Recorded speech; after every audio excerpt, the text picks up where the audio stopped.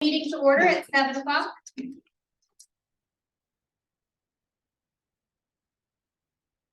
Actually, I have something to read first. So thank you everyone for attending tonight's meeting. Before we begin, I will remind everyone that our meetings are live streamed to the public and recorded to be accessed for future viewing by the public.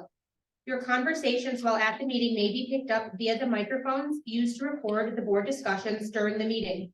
Please be cognizant of this throughout the meeting. Thank you. I will now call the meeting to order. Please stand for the Pledge of Allegiance. I pledge allegiance to the flag of the United States of America and to the republic for which it stands, one nation, under God, indivisible, with liberty and justice for all. Tonight we have two presentations. The first one will be about the 2022-23 audit from Bonadio. And the second will be the 24-25 budget discussion with Mr. Cowan. We'll start with Bonadio. I can just introduce Greg Evans. He is the partner with the Bonadio Group. He has completed our audit for a number of years now. The audits were available on the portal for the board, the secure website. You also have hard copies in front of you. If you don't want to take them with you, I'll take them back at the end of the night. That's up to you. But, you have them there. And Greg has also put together a summary presentation that he's going to go through. So I will turn it over to you now, Greg. Thank you. Good. Thank you, Charlie. First, let me thank Charlie for all of his help in getting through the audit. The audit is technically due by October 15th every year, and it's a very fast turnaround to get an audit. I will admit I had some staffing trouble this year. When Charlie and I were just discussing it, the accounting industry in general is having trouble finding candidates to stay with it. So I'm hoping things will get better, but again, my apologies for being a little bit late this year. That being said, I'll take you through the summary as Charlie mentioned. If we start with the table of contents, this is what we did. We did an audit of your financial statements. We did an audit of your federal funds, and we did an audit of your extra classroom activity funds. We'll talk about the results of those audits. Looking over to Part A, independent auditors report and opinions. Always start with the fact that these are your financial statements. I helped you assemble them. Well, my job is to give an opinion on the financial statements. Happy to say that's an unmodified opinion, so it's a clean opinion. That's the opinion you're looking for. Other info in here about our responsibilities and basically we perform a risk-based audit every year, meaning we come in and we look at the factors that have changed throughout the year. Had Charlie left and a new person came in, obviously that would be a risk factor. Really the main risk factor we see and we've seen over the past couple of years is the increased level of federal and state funding. With that comes some compliance requirements that we'll talk about shortly.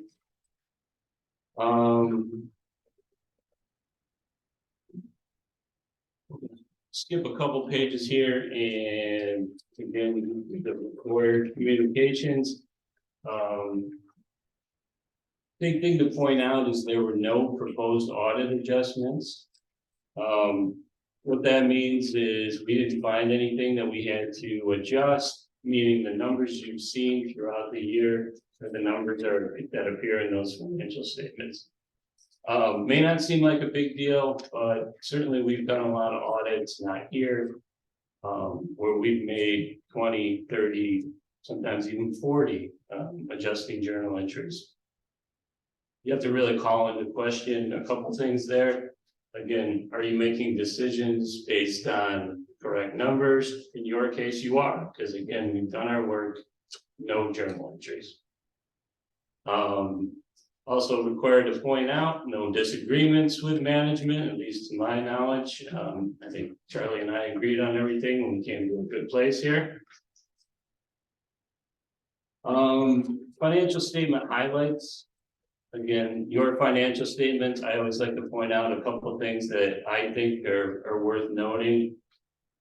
You do have two types of financial statements. The statement of net position is all of the assets and liabilities of the district together.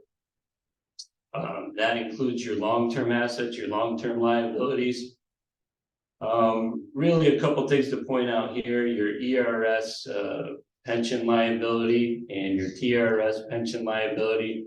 Both of those things swung from an asset last year, meaning, you know, the funds themselves had more assets than liabilities, to a big liability this year. We sort of knew this was going to happen, and it you know, it was like, great, we have an asset, but we know what's coming. So one thing to keep an eye on is your contributions. We do have a schedule of those contributions and the history of those in the back of your financial statements on page 54. The expectation is those contributions and amounts will continue to creep up, so. OPEB liability, I always point out that that's your retiree health liability. It is a giant number, $51.8 million. It actually went down 15 million from last year. Again, that's based on market conditions. So they use a discount rate, they use the cost of health insurance. There's probably 6 to 8 pages that describe how that number is calculated by your actuary. If you're having trouble sleeping, you know, by all means, jump into that. But $14.5 million, obviously, that's going to jump up again. I guarantee again next year, it's going to swing back the other way. Again, the key to look at there is your annual contributions and what's going on with that. Which those have been fairly stable. When those start moving around a lot is when you really have to start making some decisions. Okay, on to the next page, the general fund, the operating fund of the district, what happened this year. So when you adopted your budget last year, you actually planned on using 727,000 of fund balance. What happened during the year was you actually added to that fund balance. So big swing there of over $1 million. Really two factors there, more revenues than you had anticipated and less expenses than you had anticipated. A couple of things that we've seen in basically every presentation I've done to school districts is related to employee benefits. Everyone's been budgeting for those to creep back up to the levels they were pre-pandemic. They just haven't yet. I think they probably will at some point, but everybody's budgets have been favorable in large part because of those employee benefits. The second big thing there are programs with students with handicapping conditions, and I'm sure Charlie has talked about this on just about an annual basis. It's not something that you can control. Students that, you know, need extra services, move into the district, move out of the district, you're required to provide those services. In this particular year, we actually had a favorable variance on that. I think the last thing I'll point out there is your restricted fund balance. That's your retirement reserve. You've been able to add to that over the past couple of years, again, to sort of mitigate those changes in the pension contributions. You have that set aside to sort of even things out when needed. Any questions about the financial statements themselves? And we'll talk about internal controls in just a minute and second. I just make a point on the ERS and TRS liability, Greg. When he talks about that significant liability, that's a New York State liability, and we have a slice of that, you know, one of many schools and employers across the state. So they're large. The swing happened statewide. We went from a net asset to a small net liability, but we're not the millions of dollars, right, individually. Right. Okay. So part B is related to internal controls. We're required to look at your internal controls of financial reporting. Again, going back to those journal entries, had we come in and had to make what we deem to be material change to your numbers, you would have a finding here. You'd have what was called a material weakness. Again, no findings there. In terms of your federal awards, you spent over $750,000, so we have to do a special audit related to just that program. And I think you've talked about this in the past. Prior to the past couple years, you haven't had the need for a single audit because you've been below that. I think maybe not next year, but probably the following year, you won't need a single audit again. That'll bring your audit fee down a little bit, which is obviously a good thing. Federal funds come with a long list of requirements that we're required to look at. We're required to look at both compliance with those requirements and internal controls over those compliance. So do you have systems in place that allow you to stay in compliance? Happy to report no findings there either. So again, that's a big deal. These reports go up to the federal government, they go to New York State. So the granting agencies do look at these. If you do have findings, they will come back and ask you to write a corrective action plan saying, hey, you need to fix this. It could play a factor in, additional grant funds, but so you're in good shape though. No findings to report here. The last thing that I'll talk about is extra classroom activity funds. You do have an audit there too, as required by New York State. We have included a management letter in your packet of just some basically things to be aware of. Nothing significant. So the nature of extra classroom activity funds are that students have to be involved. So we're going to see some like paperwork errors. In fact, if we don't see those errors, I always say the student's really involved in this because this is a little too clean. But obviously, it's something obviously to keep an eye on. If the volume of those findings start to creep up, we might not findings, they're observations at this point. They would become a finding that you would have to respond to. No issues with that. I think if you do a little bit of training with the staff and the students at the beginning of every year, usually put yourself in a good position there.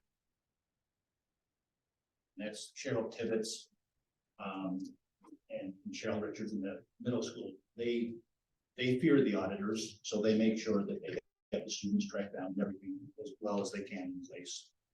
They do a real nice job. Any questions?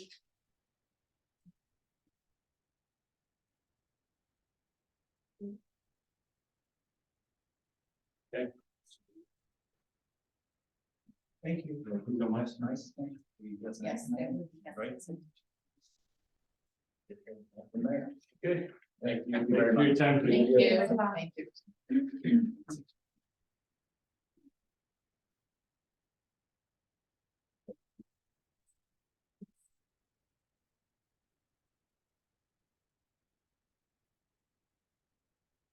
Our next presentation is our budget discussion with Mr. Collins. Okay. I'm not doing anything on this. Take it away, Charlie. I put the information in front of you. Really, it's, the numbers haven't changed. I think it's the last meeting. What I'm really hoping for tonight is to have the board discuss what direction they would like to go, primarily with the tax levy.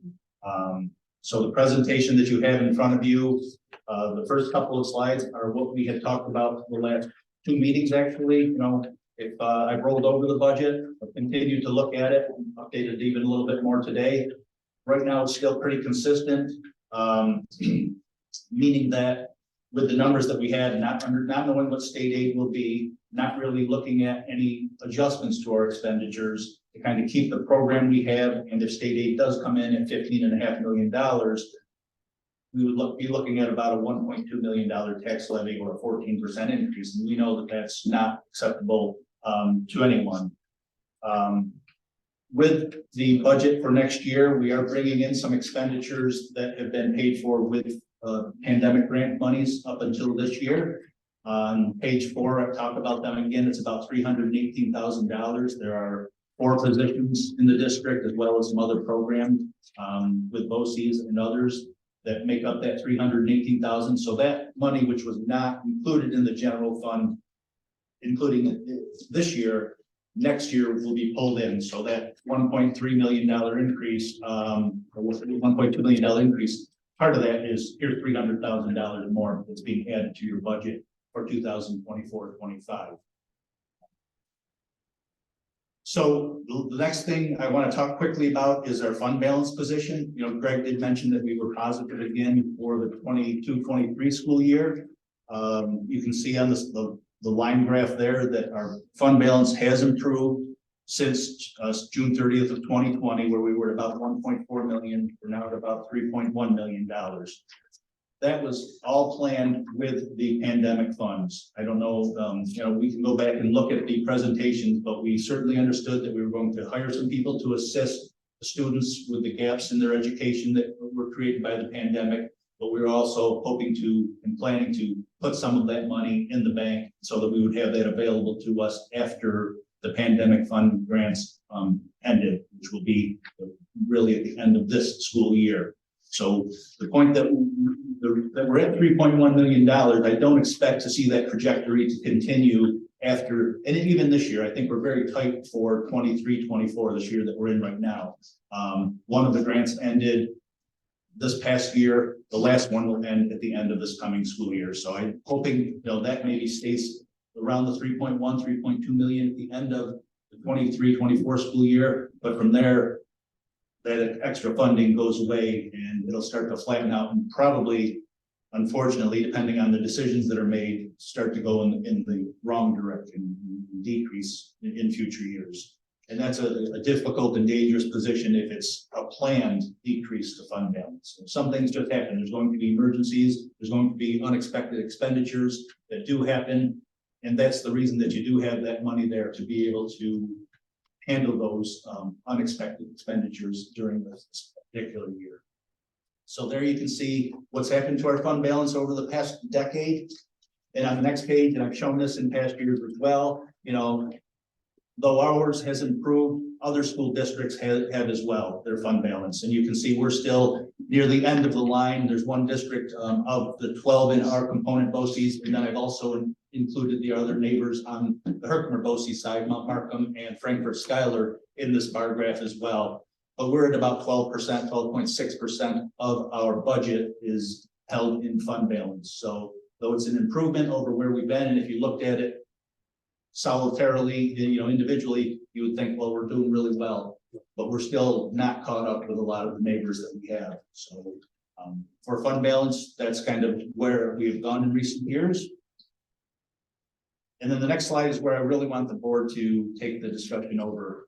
You know, what options do we have to consider for the 24-25 school year? And A and B are the two that are mutually exclusive, I'll say. C and D would come into play with either of them. A would be to stay within the tax cap. The preliminary calculation that I have is that that's going to be about 2.3%, would raise about $200,000. You know, if we did that, we propose that to the public, the vote would only need to be a 50% approval rating, 50% plus one vote.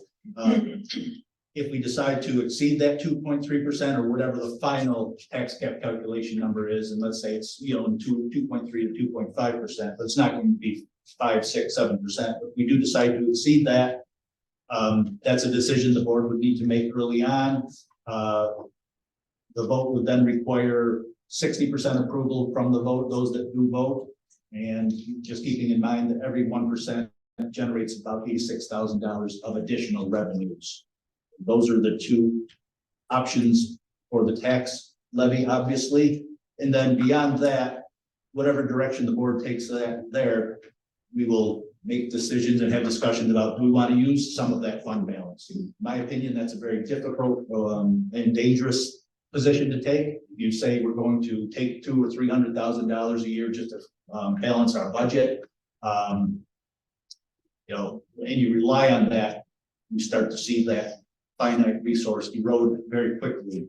And then if an emergency were to happen, that makes it even that much more dangerous to take that route. And D would be to look at the programs and the expenditures that we have and see if there are some items that we would eliminate. So the first thing is for the board to decide what level of a tax levy they would want. And then it's administration's responsibility to come to you with recommendations on how do we create a budget to get to that level for you. So I'm going to let the board take over the discussion now if they'd like, and if they have questions, I'm here. So my first question, Charlie, is for taxpayers. For every $100,000 that their house is valued at, what is the additional cost? If we raise it by each percent Okay. that they would have to pay, because I think it's one thing to say, we're gonna come to them and say, can we get 5% instead? But really, 5% equates out to their paying.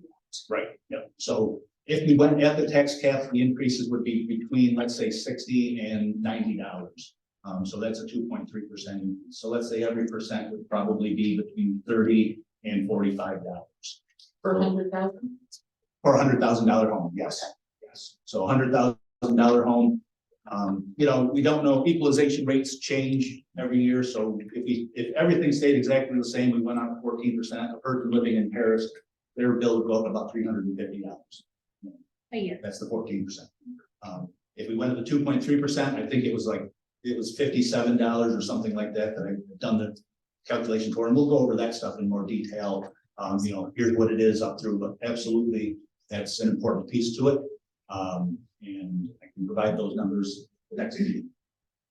And how do you suggest, I know these numbers change as months and we get closer and closer. If we say now it's 5, you know, we gotta do it. It's hard to say. Yes. It's really hard to say, let's do 5. Because maybe we only have to do 4, or maybe we have to do 8. So it's early in the process too, right? Is that something that we want to discuss? But we got to get it out, and then again, we got to get the information out there too. Yeah. So it's a tough call, you know. It is. I think it would be the board's hope, in my mind, would be direction. We won't go any higher than this number, you know, 3, 4, 5, whatever the number may be. And then we work within that. And if we get favorable information from the state on our aid, we can maybe work within, you know, we can reduce that a little bit. I think it'd be hard to go 5%.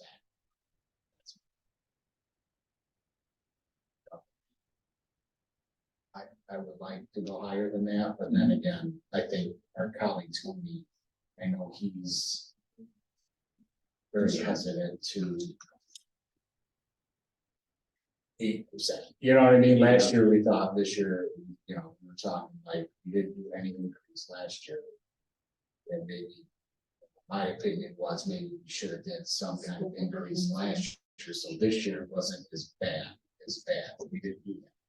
We didn't exceed the tax cap. Correct, right, so this year is, not to go over 5. It's the-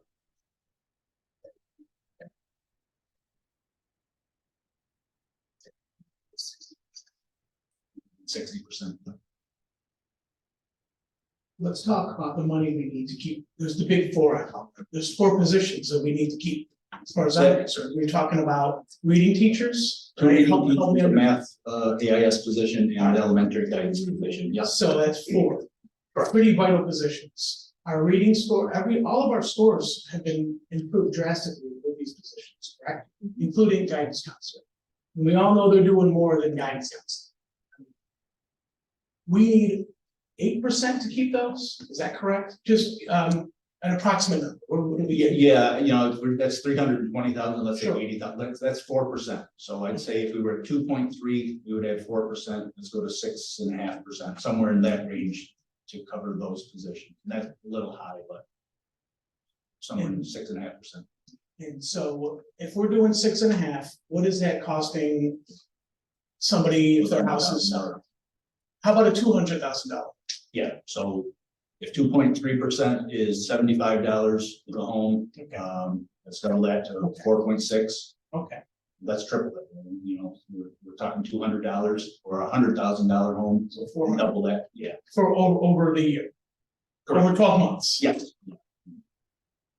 Making sure. their tax bill goes up that number. Not getting some, so that's just a fine. Check. Thank you, I appreciate it.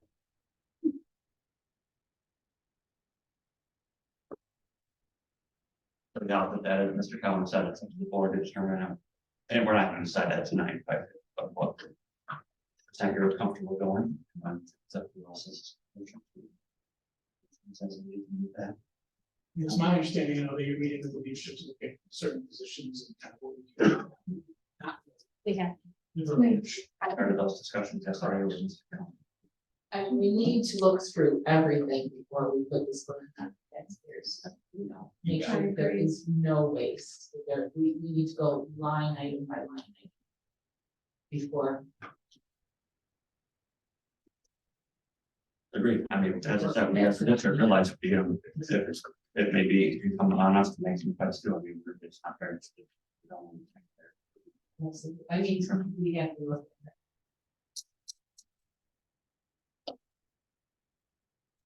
So what I will do for the next meeting is I'll get a more detailed look at what each percentage means to a taxpayer. Again, equalization rates will change, so don't take them as the final number by any means, but give you a pretty good idea that says, you know, in town of Paris, this is what this number means, actually, each percent will mean. They give it to you for each of the townships that we tax with. I think that information is vital. If we need to go out to the taxpayers and tell them that we need to exceed the tax cap, we need to be able to tell them in layman's terms what that is going to cost. I hesitate, you know, I keep saying the equalization rates change, and that's my only hesitation, because no matter what we say, it will not be exactly right. And if one shifts significantly, if you told me $75, mine 98. Is there a margin of error? I mean, that, you know, do you give them a percentage and there, what is the margin around it? Typically, when you say The equalization rates can change, shift so significantly. I mean, throw an And I'll asterisk on it, give you a Charlie. history of it. Throw an asterisk on it, subject Yeah, to yeah, change slightly. we put it out there every year. But I'll give you the history of it. This is what we said it was going to be, and then after equalization rates came in, that is what it ended up being. That can be the topic for next meeting, to elections. And I think everyone is clear on the ramifications of the sales budget. Yes, you talked about this in depth in last meeting, everyone. Yeah, I put that in writing here just so that you have that in front of you. I don't need to really go over that, but you know, don't get asked that question. Put that in front of you.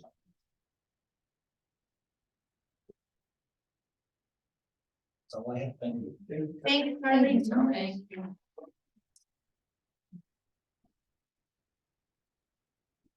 Okay, moving on to Board of Education Subcommittee reports.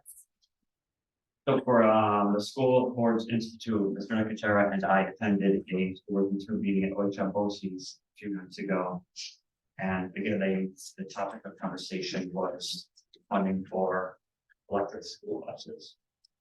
That's a very popular topic these days. So Mr. Cowan, Mr. Crossman, Transportation Supervisor, and I met with the nuisance from Leonard Bus Sales yesterday, and we discussed there's a New York School Bus Incentive Program grant application that opens at the end of the month that we will be applying for. There's $100 million out for the state right now, and that's on first come first served basis. So we want to jump on that as quickly as possible. A lot of those grant money will go to priority schools. Fortunately, we are on that list of priority school districts that we're more in need than some of the other districts. There's also a called an EPA 2023 Clean School Bus Rebate Program that's also out. That's more of a rebate program. There's not as much funding as there for the other one, but we also want to apply for that. It was a random selection, right? From what I recall, well, we did That was lottery. yeah, lottery. So either way, we're going to look to starting in there and see if we can get some funding for that, because as you've heard, these electric vehicles are a bit costly. But with that, we will apply, but we need to make sure the board is in agreement with that. Because if we apply and are successful, we would look to perhaps buy an electric bus next year. And one of the requirements is, the board has to obviously be supportive of that, because it would still have to go in front of the voters. If it's defeated by the voters, then it's defeated by the voters, but before we submit the application, we have to have agreement from the board that, yeah, we will support going forward with a referendum. If we apply for this No. and we are selected because we're a priority school, is the purchase price of the bus, is that covered 100%? I believe it's the difference, right? So we would buy an electric bus at the cost we would buy a traditional. Is that correct? Yeah. So traditional buses, I think, are about 180 right now. Yeah. Electric buses with chargers are about a little over 400. Are we limited to what is in one bus? Are we limited to the number of buses that we could potentially buy? I know we don't have the money, but I'll say we just buy one and then watch it.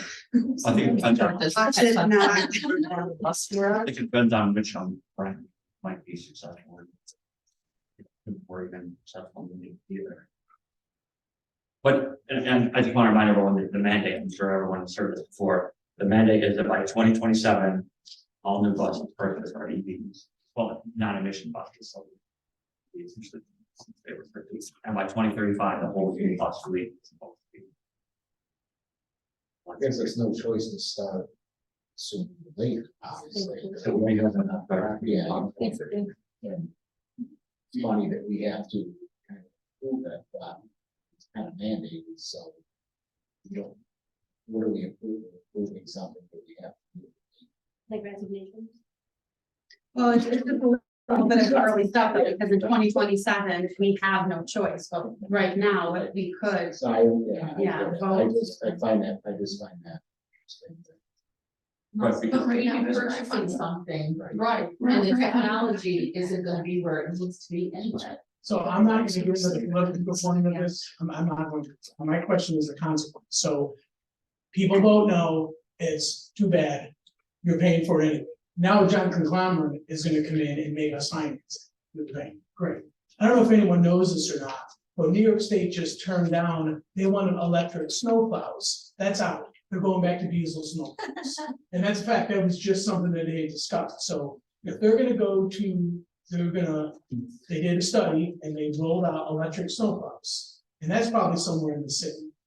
So let's try Snowden Hill Road with an electric plow. So they're going back to diesel on plows. So I would imagine that maybe school buses might not be far behind. I don't know. I know it's gotta be a huge money maker for somebody, but if we have to do what we have to do. So, That's all. so they've already told us that some schools will be maybe exempt until 2029 to start purchasing electric vehicles. But they haven't pushed that back either, so you might start in 2029, but you still have to have all by 2035. But this time too, they're suggesting that schools still maintain some diesel buses because as you said, it's the EV buses right now won't have the charge to drive the whole route. Welcome to the rescue. We're gonna have three diesel buses. They're going to power diesel and electric buses. That's a possibility. Just make it- Or modify features.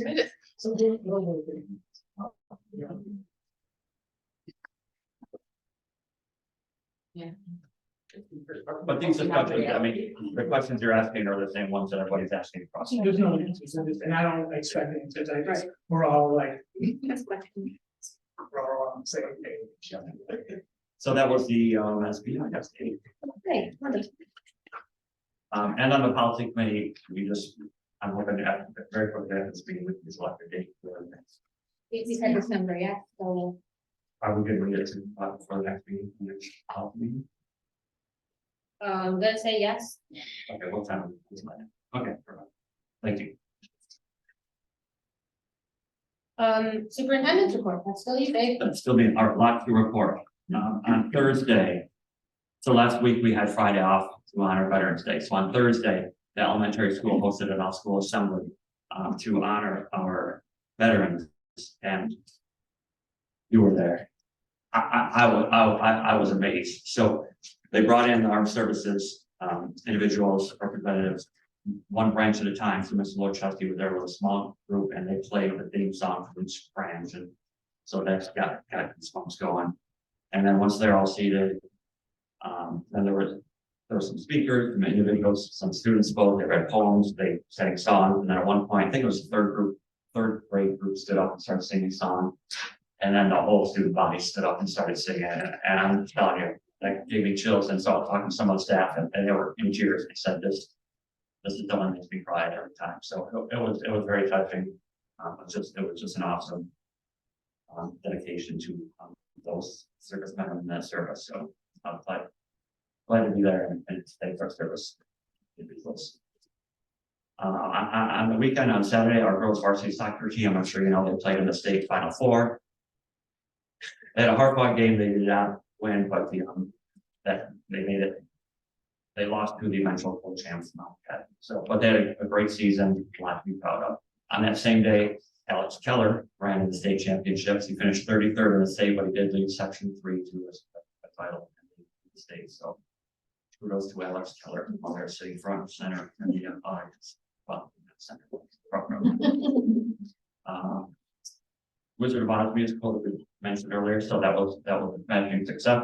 So on Thursday night, opening night, we broke the attendance record in our auditorium, and then on Friday night we broke it again, and then Saturday afternoon we broke it again. That's fantastic. Yeah, it was. I love the musicals every year, but I feel like the musical this year, every time every scene opened, I just kept getting more and more impressed. I absolutely loved it this year. I love it every year, but it was incredible. Really, really blown away. What I will add to that is, we brought our 4-year-old nephew, who usually gets fidgety, not once. He was glued the entire time, which is impossible. He loved it. He thought it was Yeah, so clearly word of mouth was spreading. That's why the attendance, because initially the attendance wasn't, the ticket sales weren't there. Yeah, clearly a success. Last night we held our fall sports banquet, supported by a sports booster, so it was great to see so many student athletes recognized for their effort. And Johnny wasn't there because he was visiting college, but he was on the phone, so that was kind of neat, just because he was still participating. So thank you to the sports boosters for supporting that. And I will put a little pitch in the sports boosters, and it is in dire need of volunteers. So if anyone's considering helping out the school, that's a good way to do that. Upcoming events, our 6th grade class will be visiting House Cavern on Thursday, so I don't know if you remember doing all your own. I'm Debbie. That's always. Abby's very disappointed, but I'm excited. Tell them to pack very warm clothes and hand warmers. It's cold there. Might be colder down there than it'll be up. Yeah, when you go down, it's 6 degrees year round because of how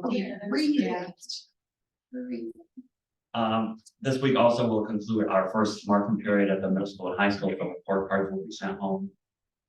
2 days. This weekend, I'm sure everyone knows, the Fine Art and Craft Show sponsored by the PTO will be held at the middle school 10 to 4 on Saturday and Sunday. So if you don't know, this is the biggest fundraiser of the year for the PTO. So they support the school with a lot of different activities. I was told to let people know that they need baked goods. Baked goods are needed. You don't have to come sell them, just.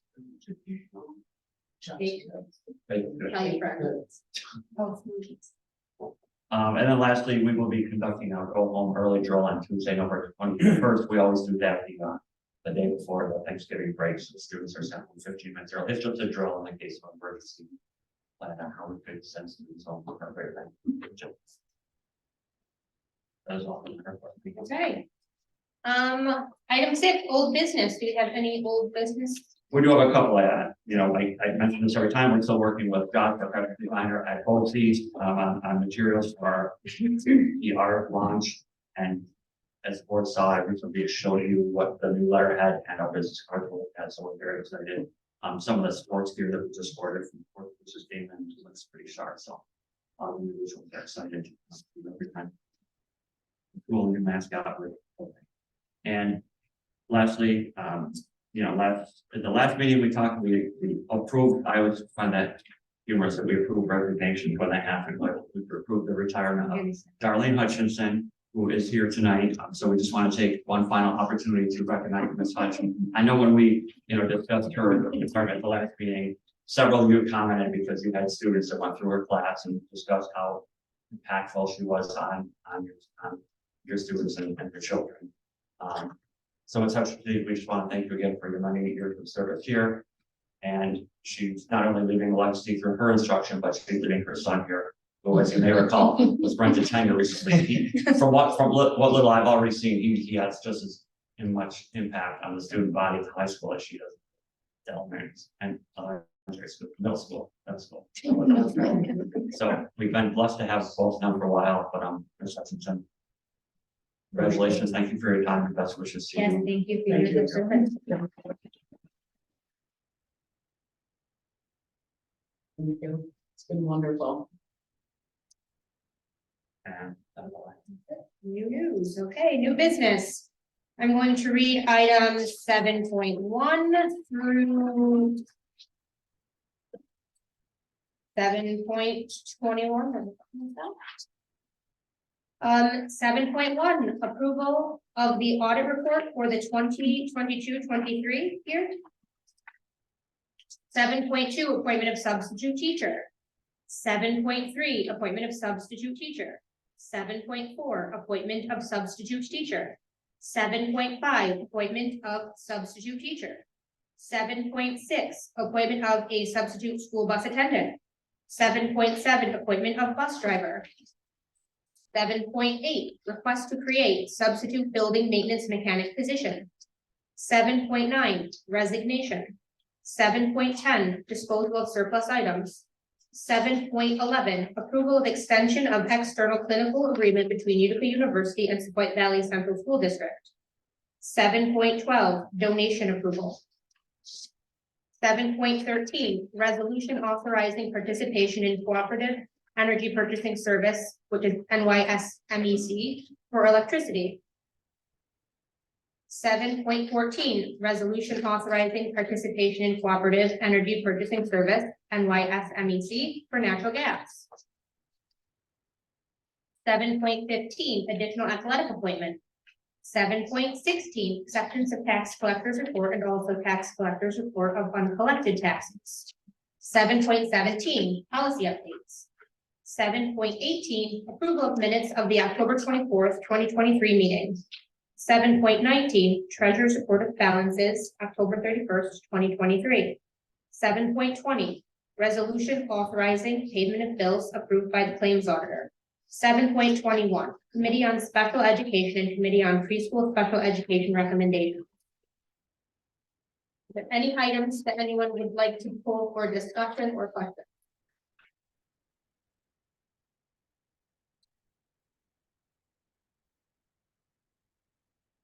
Okay, I'll take your silence as no, so I'll need a motion to approve. Patty? Second, Mike? All in favor?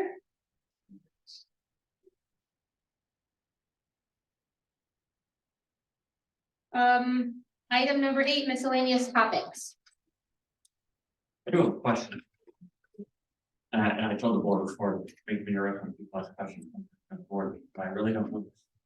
So if Ms. Hutchinson, put in her resignation and the board didn't approve that. Could we do that at the end of the year? No, Like, I asked that question. I said what that. I'm here to make sure she doesn't change her mind. No, it's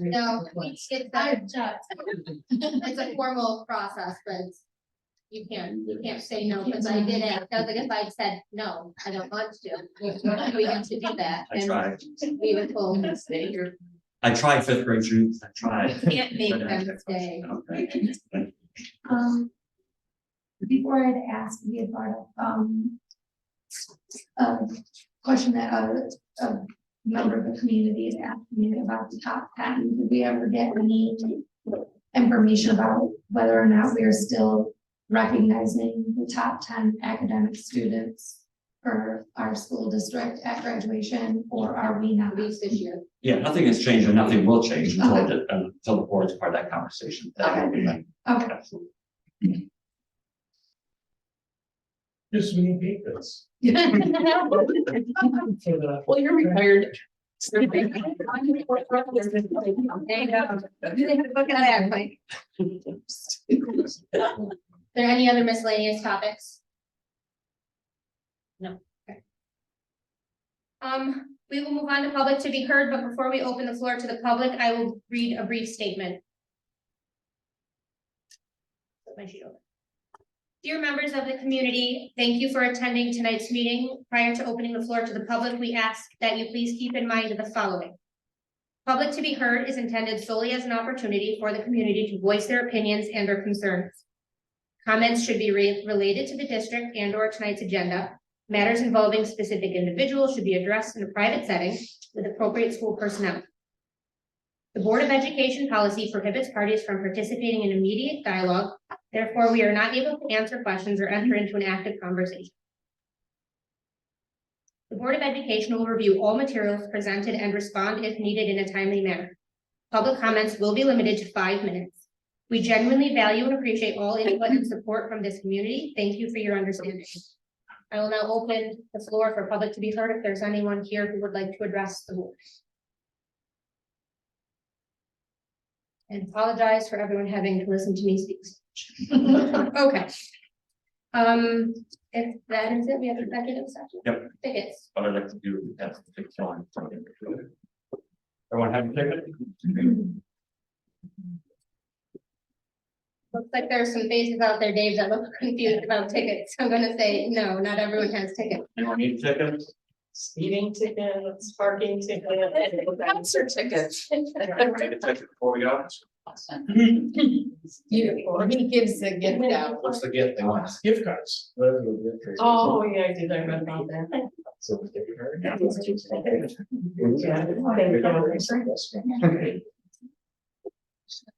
Okay. Come on, you're here. Mr. Cullen, what put the pressure on you tonight to draw a ticket? I'm good.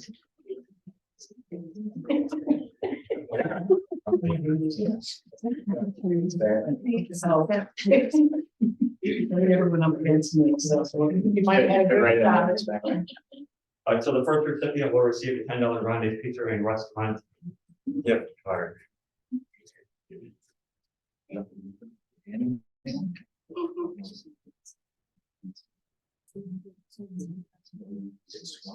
Last 3 numbers are 365. There it is.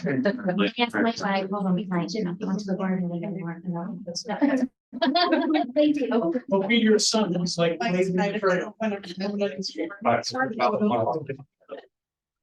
is not gonna be there.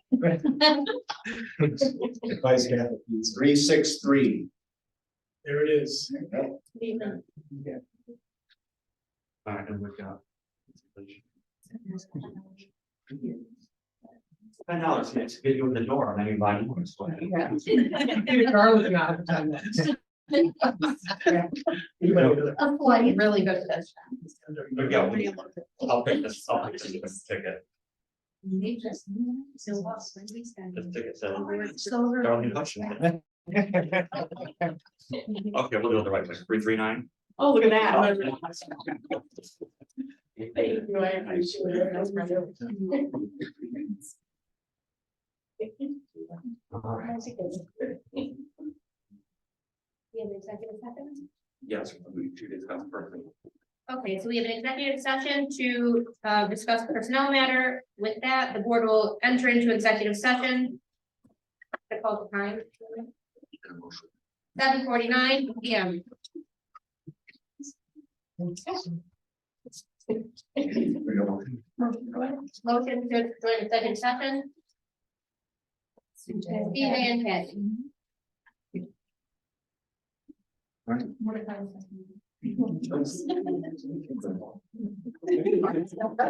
Oh.